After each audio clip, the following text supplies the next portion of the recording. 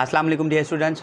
अभी जो PMC test conduct कर रही है 31 अगस्त से जो स्टार्ट हुए हैं उसमें हमने मुख्तलिफ़ सोर्सेज से फ़िज़िक्स के ख़ास करके एमसीक्यूज़ कलेक्ट किए हैं और इन एमसीक्यूज़ में भी कुछ फेक भी हों, लेकिन फिर भी एमसीक्यूज़ हैं, हमारी तैयारी हो जाएगी। तो ज़्यादातर हमने डिफरेंट सोर्सेज से ये एमसीक्यूज़ जो है वो कलेक्ट किए हैं, जिनको आज हम डिस्कस करेंगे, उनको सॉल्व करेंगे। जैसे एक सवाल है, which law is based upon the law of conservation of energy.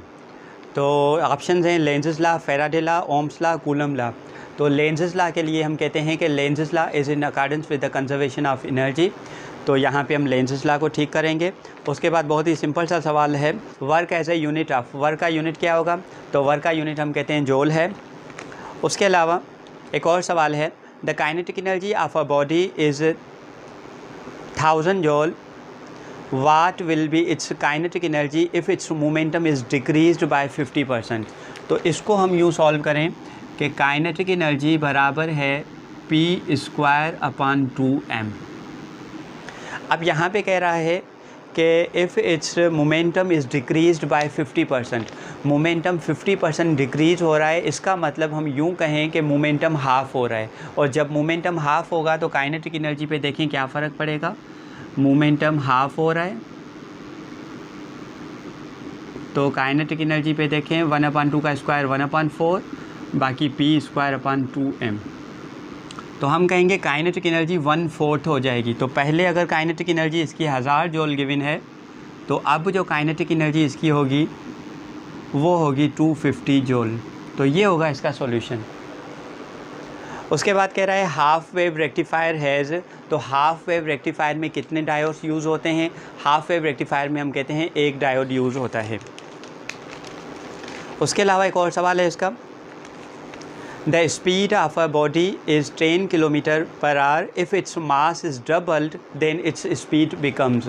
अब इस सवाल में यूँ होना चाहिए कि अगर इसका मोमेंटम कांस्टेंट है, मोमेंटम कांस्टेंट है तो मास और वेलोसिटी का रिलेशन इन्वर्स होता है। और इसमें हम यूँ कहें कि अगर speed if its mass is doubled, अगर मास इसका डबल होता है तो स्पीड हो जाएगी हाफ़, क्योंकि speed is equal to P/m। इन दोनों का इन्वर्स रिलेशन तब है जब मोमेंटम इज़ कांस्टेंट। तो अगर हम यूँ कहें मास डबल होगा तो स्पीड इसकी हाफ़ होगी। पहले अगर इसकी स्पीड 10 km/h है तो अब इसकी स्पीड हो जाएगी, ऑप्शन में है 10 km/h, 20 km/h, 30 या 5 km/h। तो यहाँ पे हम जो सही करेंगे वो 5 km/h ठीक करेंगे। उसके अलावा एक और सवाल है, इसमें सवाल है what will be the change in internal energy when work done by the system is 50 joule and heat absorbed is 140 joule। तो इसको हम कैसे करेंगे? Delta U is equal to delta Q minus delta W, जिसमें heat absorbed है 140 joule और work है 50 joule. तो ये बनेगा 90 जूल। अब ये होगा इसका आंसर। तो इसके ऑप्शन है A 90 जूल, B -90, C 190 या D -190। तो यहाँ पे हम टिक करेंगे 190, बल्कि यहाँ पे हम टिक करेंगे 90 जूल आंसर। उसके अलावा एक और सवाल है, a body moves from rest with constant acceleration of 5 m/s²। From rest तो इनिशियल वेलोसिटी है इसकी 0, its speed at the end of 10th second is, यानी 10 सेकेंड्स के बाद इसकी वेलोसिटी क्या होगी?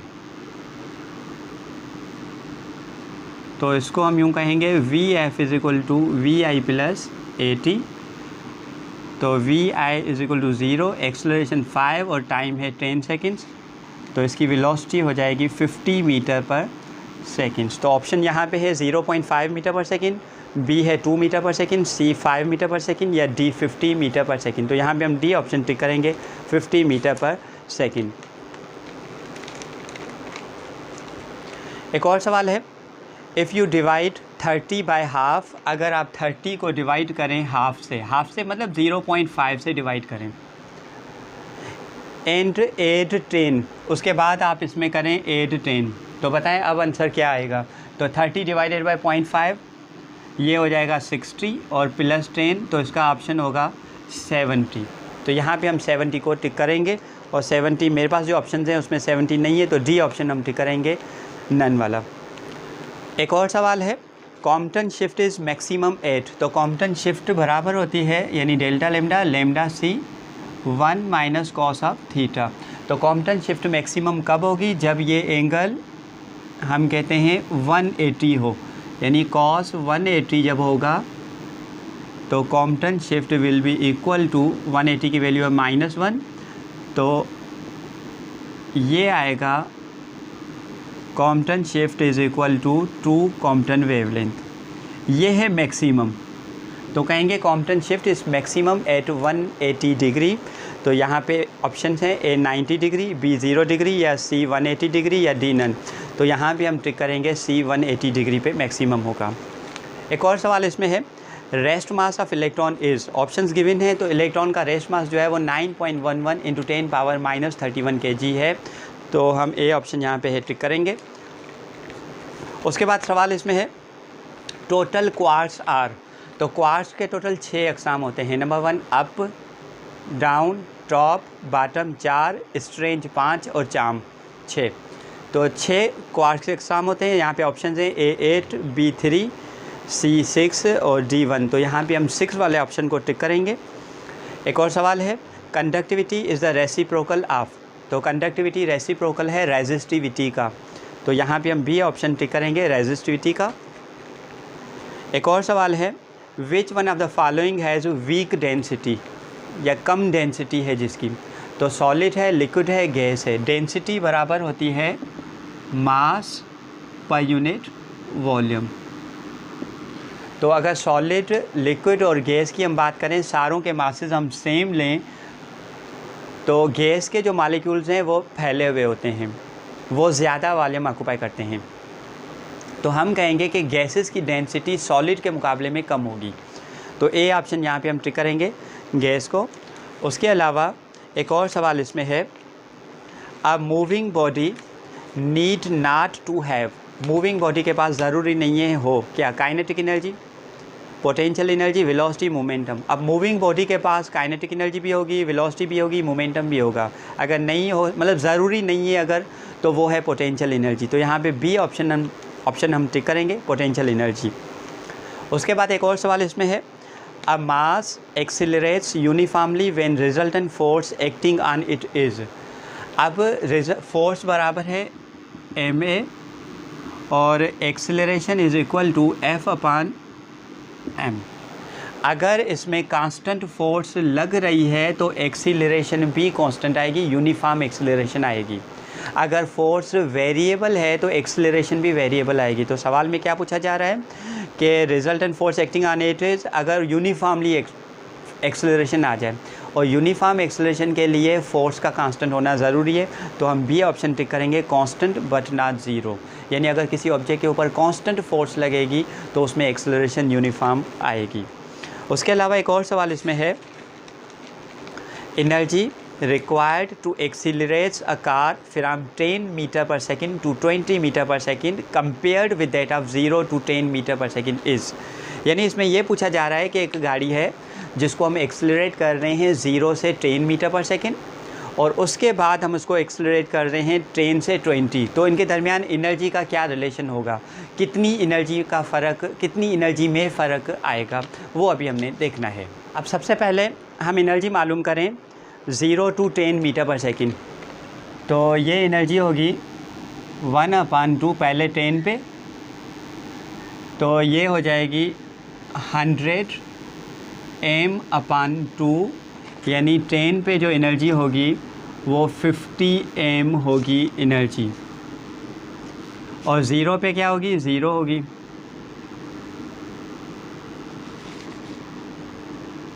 तो इसका मतलब ये हुआ 50 m - 0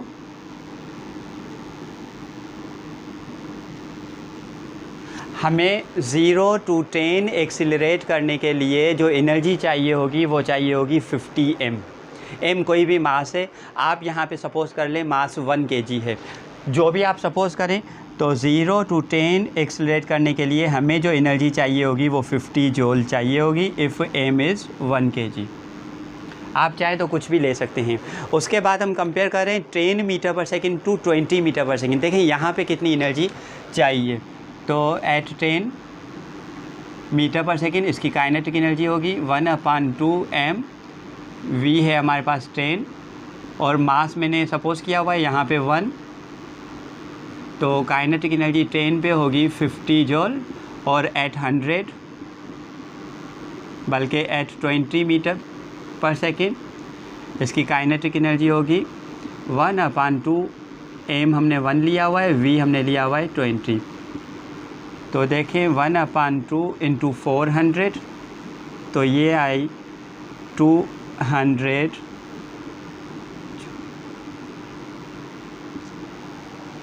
अब आप चेक करें चेंज कितनी आई, कितना हमें वर्क करना पड़ा। फिर हम 50 to 20 तो कहेंगे change in kinetic energy 200 minus 50 तो 150 जूल।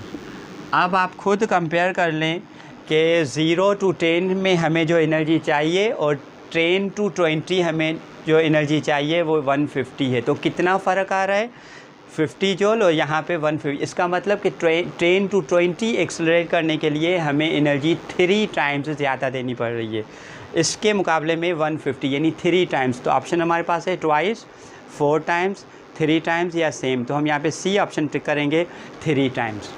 एक और सवाल हमारे पास है magnetic flux density is dash per unit area. तो मैग्नेटिक फ्लक्स डेंसिटी की जो डेफिनेशन है magnetic flux per unit area. तो डैश में हम टिक करेंगे मैग्नेटिक फ्लक्स। यहाँ पे ऑप्शंस हैं magnetic field lines, magnetic flux, electric flux या डी नन। तो यहाँ पे हम जो टिक करेंगे वो मैग्नेटिक फ्लक्स टिक करेंगे। उसके बाद एक और सवाल है no work is done at constant. तो वर्क के लिए हम कहते हैं वर्क बराबर है P डेल्टा V और अगर वॉल्यूम कांस्टेंट है तो चेंज इन वॉल्यूम 0 आएगा और वर्क हो जाएगा 0। तो हम कहेंगे at constant volume work is 0। तो यहाँ पे ऑप्शंस हैं A pressure, B volume, C temperature या D ऑल। तो हम कहेंगे कांस्टेंट वॉल्यूम पे वर्क 0 होता है। एक और सवाल इसमें है which property of the light does not change with the nature of the medium.